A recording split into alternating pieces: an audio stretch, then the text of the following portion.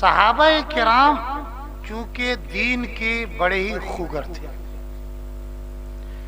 छोटी बात हो बड़ी बात हो, अहम मसला हो या अदना मसला हो, अगर कोई बात दिलो दिमाग में खटकती थी तो जब तक कि आका से गुफ्तगू करके इत्मीनान नहीं हासिल कर लेते उस वक्त तक चैन नहीं मिलता।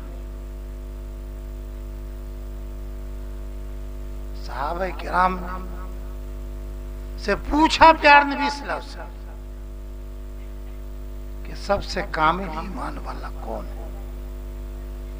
ईमान तो सबके पास है, लेकिन कामिल ईमान नहीं है। कामिल अगर ईमान होता हमारे पास तो हमारे माशरे में, हमारे माहौल में, हमारे समाज में गंदगी का नामो निशान भी नहीं रहता। हमारी बोल में जो गंदगी का लफ्ज है, इसलिए बोल रहा हूं कि मुस्लिम माशरा हो और उसमें गैर मुस्लिम माशरे के मुताबिक काम हो, यही गंदगी, यही नापाकी, यही निजात। मुस्लिम माशरा तो इसलिए जन्म लिया है कि उसके एक एक फर्द की जिंदगी में, चाहे मर्द हो, औरत हो, बूढ़ा हो, जवान हो, पूरा माशरे के एक एक फर्द की जिंदगी में, जिंदगी के हर मोड़ पे दीन मौजूद रहना चाहिए। प्यार नबी सल्लल्लाहु अलैहि वसल्लम की पाकीज़ा सुन्नत जरूर पाई जानी चाहिए, लेकिन उसके बिल्कुल बरक्स। कभी कभी मिलाद करा लेते हैं, हमारे बड़े बड़े उलमा तशरीफ लाते, मेरी बात असर नहीं करती, मैं नालायक हूँ, कमीना, मेरी बात असर नहीं करती, लेकिन बड़े बड़े अकाबिरीन हमारे आते हैं, अल्लाह के वली आते हैं, उनकी भी बात असर नहीं होती। इसलिए असर नहीं होती कि आप जानते हैं जब बारिश का कतरा टपकता है ना, तो इसके पत्थर के चट्टान पर जब गिरता है तो छिटक के उड़ जाता है, उस पर जमा नहीं होता। देखा है पत्थर पर पानी को जमा होते, देखा है?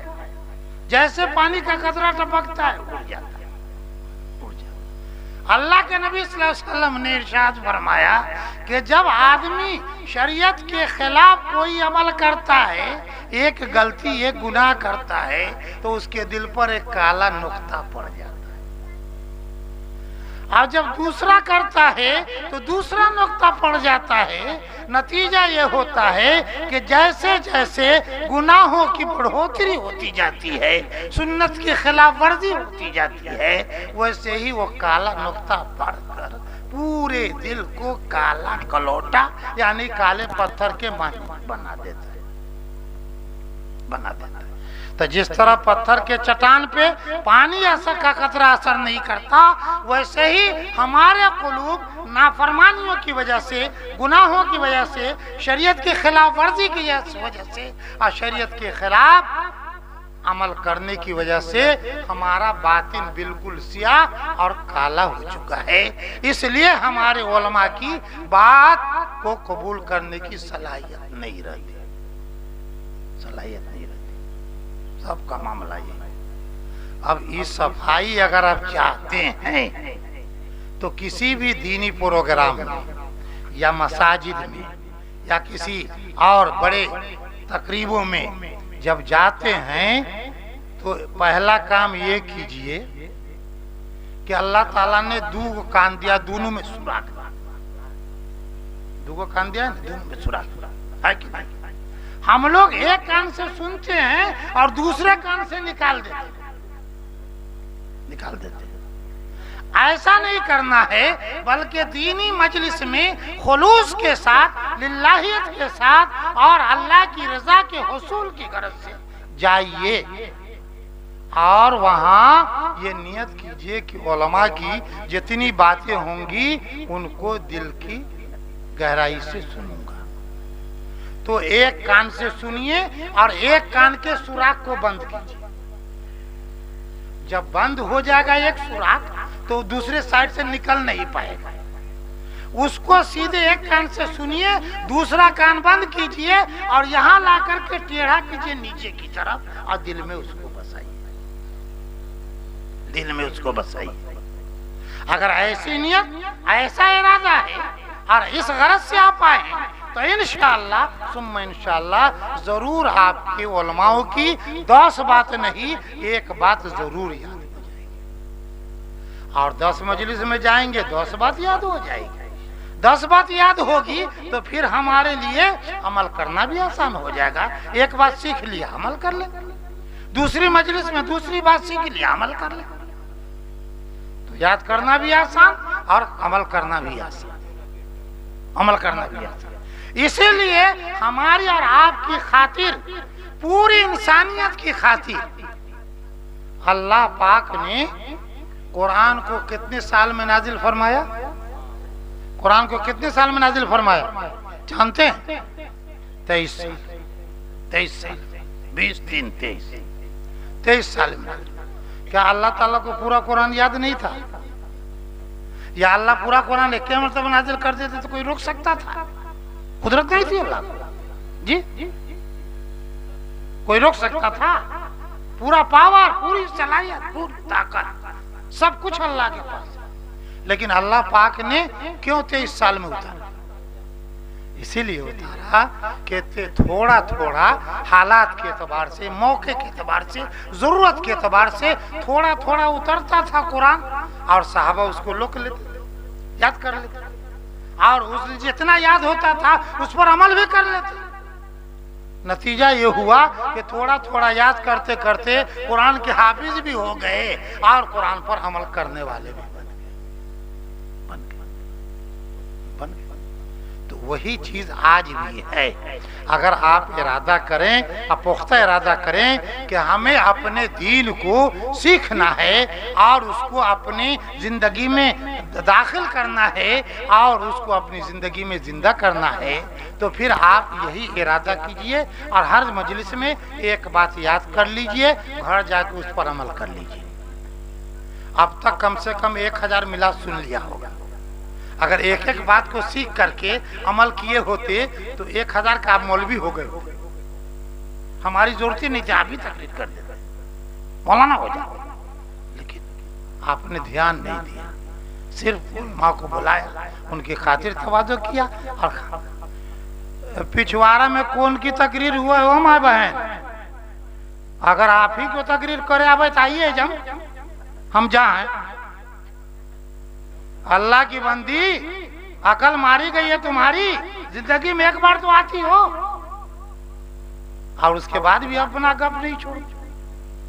कम से कम अल्लाह की बात सुन लो, नहीं अमल करोगे सुनने का सवाब तो मिल जाएगा। शायद यही सुनना और यही सवाब तुम्हारे लिए बख्शिश का जरिया। तो जहां देखो वहां बस अपना बटकबनी शुरू कर दे। मेरे बुजुर्गों दोस्तों, आपसे गुजारिश करूंगा कि हर मजलिस में एक बात याद करने की नियत कर लीजिए और जिंदगी के जितने हिस्से बाकी हैं उसमें जितना काम हो जाए, जितना याद हो जाए, याद करते करते मर जाएंगे तो फिर हम जन्नत के करीब चले जाएंगे। अल्लाह की जात से उम्मीद है कि अल्लाह पाक हमको बख्श देंगे जन्नत। तो बहरहाल हमारे माशरे में अमल का जो माहौल होनी चाहिए वो नहीं है।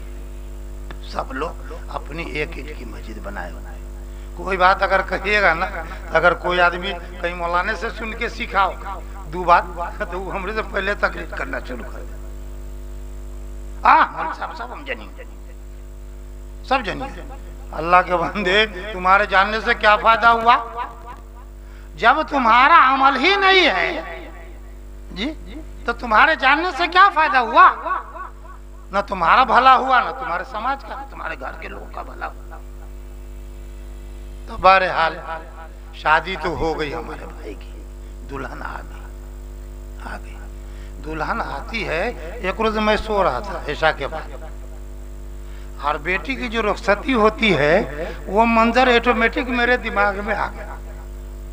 और आया तो सोचते सोचते आंसू भी निकल आए कि जब लड़का कबूल करता है, मैंने कबूल किया, अल्लाह पाक ने उसमें कैसी चम्मुकपन रखा है, कैसी कशिश रखी। अब वो बीवी जो इज़्तिवाजी जिंदगी से मुंसलिक हुई है, मैंने कबूल किया, उसके उस शौहर की मोहब्बत पर सारी मोहब्बत को कुर्बान कर। बाप से सक रहा है, माँ बिलक रही है, भाई बहने आने, लेकिन किसी की मोहब्बत की कोई परवाह नहीं करती और न किसी के रोने की आवाज उसको सुनाई देती।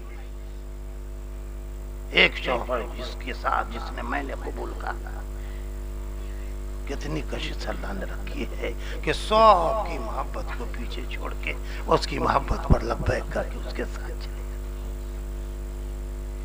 जब इतने प्यार से आपके पास आई है तो आपको कैसा सुलूक उसके साथ करना चाहिए।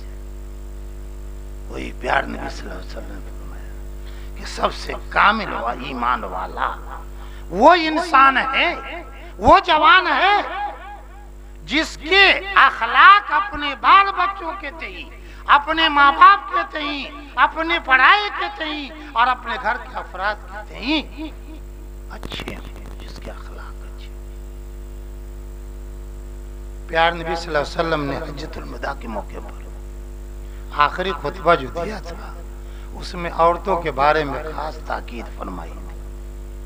अल्लाह अल्लाह फिन्निसा फ़इन्नहुन्ना अवानुन फ़ी अयदीकुम।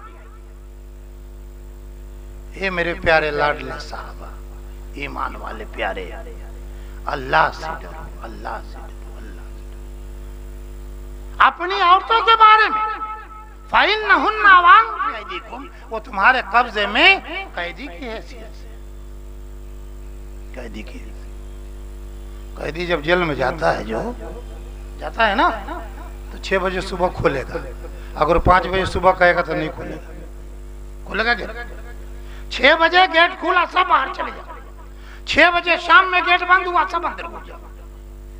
तुम्हारा पावर नहीं चलेगा, पूरे पावर से जेल के बाहर ही तुम्हारा पावर।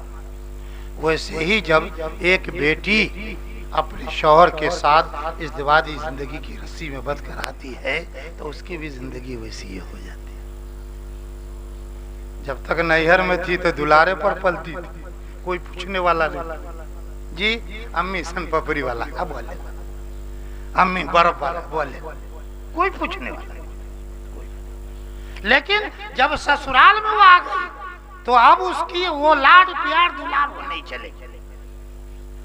एक तरफ ससुर का मुंह ताकेगी, एक तरफ सास का मुंह ताकेगी, एक तरफ ननद का मुंह ताकेगी, एक तरफ शौहर का मुंह ताकेगी, एक तरफ दियात का मुंह ताकेगी कि कौन कैसी बोली बोलता है, कौन कैसी बोली बोलता है। जी अगर प्यार भरी बोली है अल्हम्दुलिल्लाह बहुत अच्छी, अगर कोई टेढ़ी बोली तब तो मामला बिगड़ जाएगा ना, उसका दिल टूट जाएगा। तो दिल तोड़ना नहीं है।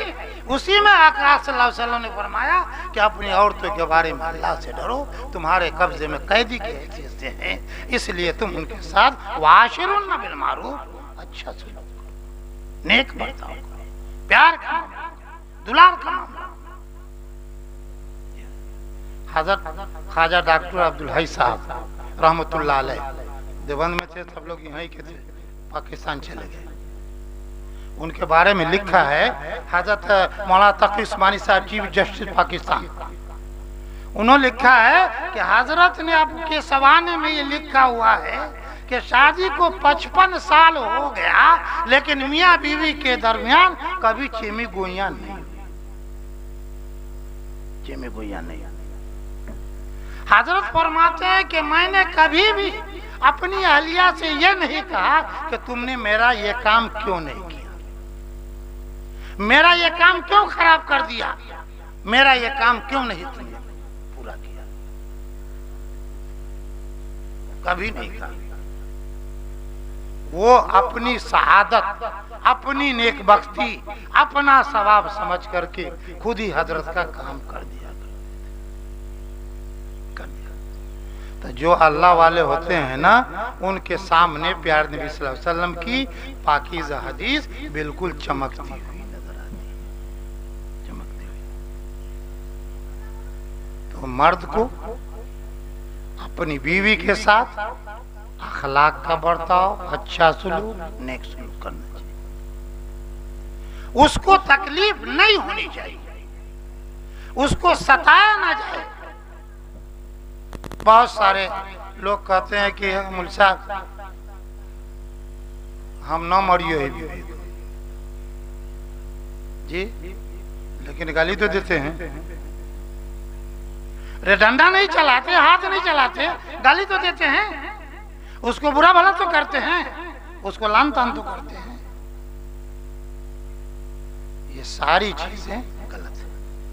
और वाशिरुन बिल मारूफ के ज़ैल में लिखा उलमा ने कि जहां आप उसको सताते नहीं, गाली नहीं देते, मारते नहीं और बेजा बात नहीं कहते, वो सब आपका सही है। लेकिन उसके साथ साथ एक बात और लिखी है कि अगर उनकी तरफ से कोई तकलीफ पहुंच जाए, कोई बात से आपके दिल को ठेस पहुंच जाए, तो उसको पी जाना, जब्त कर लेना, बर्दाश्त कर लेना, ये भी वाशिरुन बिल मारूफ में दाखिल है। सैयदना उमर फारूक रज़ियल्लाहु ताला अन्हु जानते हैं जी कितने डेंजर आदमी थे, खतरनाक खलीफा थे। सारी दुनिया उस वक्त की डरती थी, और इंसान तो इंसान, दूसरी मखलूक की मजाल नहीं थी कि सामने आके खड़ी। उनके पास एक आदमी गया बीवी की शिकायत लेके जी, एक आदमी बीवी की शिकायत लेके गया। गौर से सुनिएगा, खत्म कर देंगे आप। एक आदमी सैयदना उमर फारूक रज़ियल्लाहु ताला अन्हु जो अशर मुबश्शर में से खलीफा मुस्लिमीन और प्यारे नबी सल्लल्लाहु अलैहि वसल्लम ने अपनी जुबान मुबारक से कि अगर मेरे बाद नबूवत का दरवाजा खुला होता और कोई नबी होता तो सैयदना उमर। इतनी तमाम फजीलतों के बावजूद उनके पास एक आदमी गया बीवी की शिकायत लेके। जब दरवाजे पर पहुंचा तो किवाड़ के दरार से सुना कि सैयदना उमर फारूक रज़ियल्लाहु ताला अन्हु की आलिया मोहतरमा खुद उन पर गरम। अब वो आदमी दरवाजे से वापिस जा रहा है। हजरत को हाथ मिल गई कि लगता कोई आदमी आया है और बगैर मुलाकात के वापिस जा रहा है। फौरन झट से उठे और दरवाजा खोला, कहा ओ भाई सुनियो। आया, अरे कैसे आना हुआ? कोई बात नहीं, चित नहीं। फिर वापिस जा रहे। कहा हजरत जो काम से आए थे वो काम तो मुसीबत आपको लगी, जो मुसीबत लेके आए थे वो मुसीबत आपको भी लगी। कहा क्या हुआ? कहा कि हमारी बीवी बहुत बदमाश है, उसी की शिकायत लेकर आए थे, लेकिन देखा कि आपकी आलिया मोहतरमा को दिया पर गरम। हजरत ने फरमाया उसके कंधे पर हाथ रखा, कहा कि सुन, कहा कि तुम्हारा कपड़ा कौन धोती है? बीवी धोती है। तुम्हारा खाना कौन पकाती है? बीवी धोती है। तुम्हारा बिस्तर कौन झाड़ती है? बीवी झाड़ती है। तुम्हारा बिस्तर कौन बिछाती है? बीवी बिछाती है। तुम्हारे बच्चों की देखरेख कौन करती है? बीवी करती है। उनकी परवरिश कौन करती है? बीवी करती है। तुम्हारे गैर मौजूदगी में तुम्हारे माल असबाब की देखरेख कौन करती है? बीवी करती है। अल्लाह के बंदे, जिसका इतना बड़ा एहसान है, अगर कभी गुस्सा गई तो उसको बर्दाश्त नहीं कर सकते, बर्दाश्त नहीं कर सकते। अरे घरेलू ज़िंदगी जिंदगी में दोनों की जरूरत है, और ये मियाँ बीवी दोनों जिंदगी की गाड़ी के दो पहिए हैं। मोटरसाइकिल का एक चक्का पंक्चर हो जाता है तो मोटरसाइकिल वाला के पसीने छूट जाती है ऊपर से नीचे तक, जहाँ से आपको ठेल के ले जाना होता जी। और ये इज़्दिवाजी जिंदगी के जो दो पहिए हैं मियाँ बीवी की, उसमें से कोई गड़बड़ हो गया तो कैसे गाड़ी चलेगी? घर में फसाद होगा कि नहीं होगा? झगड़ा होगा कि नहीं? ना इत्तेफाकी होगी कि नहीं? और नतीजा आखिर तक भी पहुंच सकता है। तो हजरत ने फरमाया कि जब इतना एहसान है उसका, तो एक बोली नहीं बर्दाश्त कर सकता। वो आदमी ठंडा हो गया और चला गया। फिर उसके बाद ऐसी नौबत नहीं, ऐसी नौबत। तो जब आप अपनी अहलिया मोहतरमा को घर की जीनत और शरीक हयात और दिल की धड़कन बना के ले आएंगे, ले तस्कुन इलैहा, उसके बगैर आप सुकून हासिल कर ही नहीं। ऐसी नहीं रहेगी बीवी घर में ना तो मारे मारे बाजार पर, दुकान पर, स्टेशन पर और वहां चौक चौराहे पर हो गई जी। अगर वो है घर में हमारी जीनत और हमारी रौनक, हम जब कहीं से आवेंगे भूखे प्यासे दुखियारे मुसीबत के मारे, वहां से आएंगे, दो गुफ्तगू करेंगे, एक बार मुस्कुरा देगी, दुख खत्म, दुख खत्म। तो जिंदगी में जहां आपके किरदार हैं उससे कहीं ज्यादा उसके किरदार हैं, कहीं ज्यादा उससे। इसलिए अपनी बीवी के साथ अखलाकी बर्ताव और हुस्न सुलूक का मामला करना चाहिए। ये तो लड़कों के लिए। लड़की के लिए क्या है? प्यार नबी सल्लल्लाहु अलैहि वसल्लम ने एक हदीस बताई है हम लोगों को बतौर तालीम के। वो हदीस, बेटा तो अपनी बीवी के साथ हर अच्छा सलूक करे और अपनी हैसियत के मुताबिक रहने का मकान बनावे, पहनाने का कपड़ा खरीदे, खिलाने पिलाने का इंतजाम करे, सब कुछ करे अपनी हैसियत के मुताबिक। हैसियत के मुताबिक करे। हैसियत से ज्यादा बीवी के लिए जायज नहीं है अपने शौहर से सवाल करना, इसलिए कि जहां वो सवाल करेगी और शौहर की हैसियत नहीं है तो उसका दिल दुख जाएगा, जख्मी हो जाएगा, और जब तक उसका दिल जख्मी होगा तो उस पर लाना। प्यार नबी सल्लल्लाहु अलैहि वसल्लम की बेटी से ज्यादा लाडली चहीती दुलारी दुनिया में कोई बेटी नहीं हो सकती है, जिसको क्या बोलते हैं वो जन्नत की औरतों की सरदार बताई। वफात तो सैयदतुन निसाइल जन्नत। एक और आई अब्बा के पास, अब्बा के पास सलाम किया, जवाब दिया। प्यार नबी सल्लल्लाहु अलैहि वसल्लम ने देखा तो चेहरा जरा उतरा हुआ, कहा कि बेटी क्या बात है, तुम्हारा चेहरा जरा उतरा हुआ, कोई परेशानी लगी, कोई दिक्कत हुई, कोई दुख हुआ? कहा कि हाँ अल्लाह के नबी सल्लल्लाहु अलैहि वसल्लम, आपके दामाद से थोड़ा चिक चिक हो गई थी, आपके दामाद नाराज हो गए, आपके दामाद नाराज हो गए। कहा बेटी तो फिर क्या किया? कहा अल्लाह के नबी सल्लल्लाहु अलैहि वसल्लम, मैंने अपनी एक्टिविटी से और अपने किरदार से उनको राजी कर लिया। कहा कि बेटी बहुत अच्छा किया, बहुत अच्छा किया, वरना जितनी देर तेरा शौहर तुझसे नाराज होता उस वक्त तक अल्लाह की लानत तुझ पर बरसती रहती। वो मकाम है शौहर। तो मैं एक हदीस बता रहा था कि औरतों के लिए 4 बात। अल्लाह के नबी सल्लल्लाहु अलैहि वसल्लम ने इरशाद फरमाया कि जिन औरतों में ये 4 सिफात होंगे वो जन्नत के 8 दरवाजों में से जिससे चाहे जन्नत में चली जाए, कोई रोक नहीं सकता। सल्लत खमसा, नंबर 1 सल्लत खमसा, रोजाना 5 वक्त की नमाज का एहतमाम कर ले। रोजाना 5 वक्त की नमाज का एहतमाम कर ले। सामत शारा, साल में 1 महीना रमजान का रोजा। नंबर 2 हो गया तारत बाला, अपने शौहर की जायज उमूर में इताअत और फरमाबरदारी कर ले। शौहर हर जायज उमूर में शौहर की इताअत लाजमी है, जरूरी है, और उसको मानना है। नहीं मानती है तो फिर उसके लिए बर्बादी। लेकिन ये तो है कि जायज उमूर में उसकी बात माननी है, लेकिन शौहर कौन जायज कहे वाला है बे? वो तो नाजायज बात मनवाना चाहता है। जायज बात तो उस जल्द में नहीं करता है कि जायज बात कौन है नाजायज। जितना हम करते हैं सब जायज है, और जितना मौलवी साहब कहते हैं सब बेकार है। तो शौहर भी जानेगा कि जायज बात क्या है, तो हम नबी भी मानेगी न मानेगी तो वो नाफरमानी होगी। और जन्म में नहीं करता है तो नाजायज बात को अगर नहीं मानेगी तो गुनाह थोड़ी होगा उसको, लेकिन शौहर के एतबार से गुनाह हो जाएगा, गुनाह हो जाएगा। तो जायज बात, अगर कोई शौहर कहता है चल 100 देख के आ गया, बीवी कहते नहीं जाएंगे, अल्लाह का हुक्म नहीं, नबी का तरीका नहीं, गुनाह होगा। शौहर गए, बेकार फालतू बात बोलती बोकरात है मौलवी। मेरे बुजुर्गों दोस्तों, नंबर 3 में तात बाला, अपने शौहरों की इताअत और फरमाबरदारी करना। और चौथी बात, वह सनत फर्जा अपने शौहर की गैर मौजूदगी में अपने इफ़्फ़त इस्मत की हिफाजत कर ले।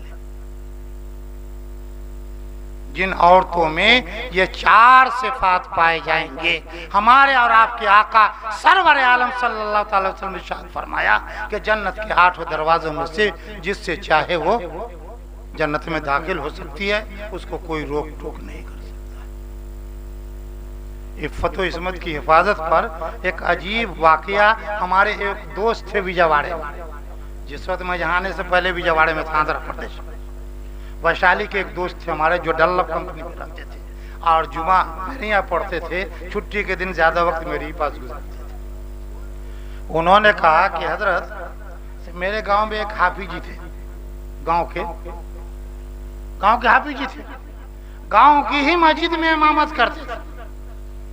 तनख्वाह मामूली मिलती थी, लेकिन जब शादी हो गई तो बीवी ने कहा कि ओ हजरत, ये जो 500 रुपया 2 महीना ये में काम चले वाला, जा कहीं बाहर कमा।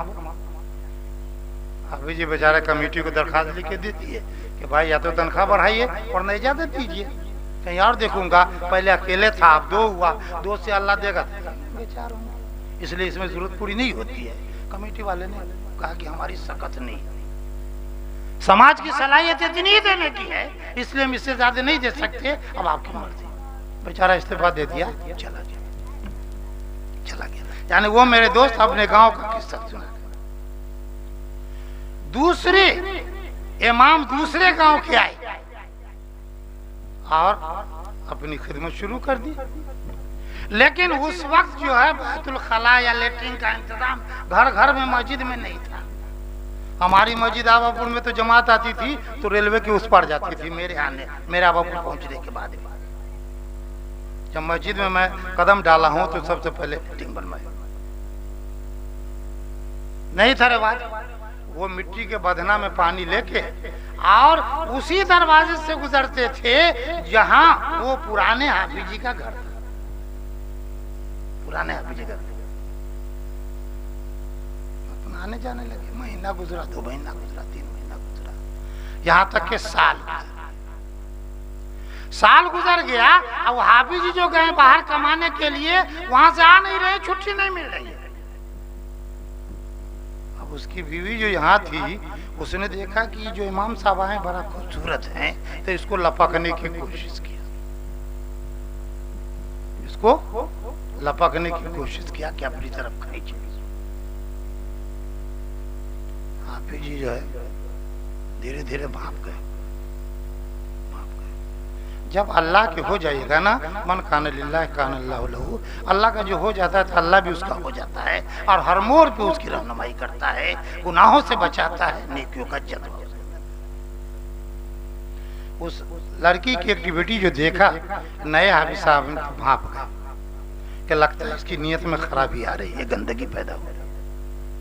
चुनांचे दूसरे दिन गए और उसके बाद वो मिट्टी का बधना था ही, उधरे पटक के फोड़ दिया या फूट गया और उसके बाद रोते हुए आ गए। इमाम साहब जो थे, मिट्टी का बधना टूट गया या तोड़ दिया और रोते हुए आ रहे।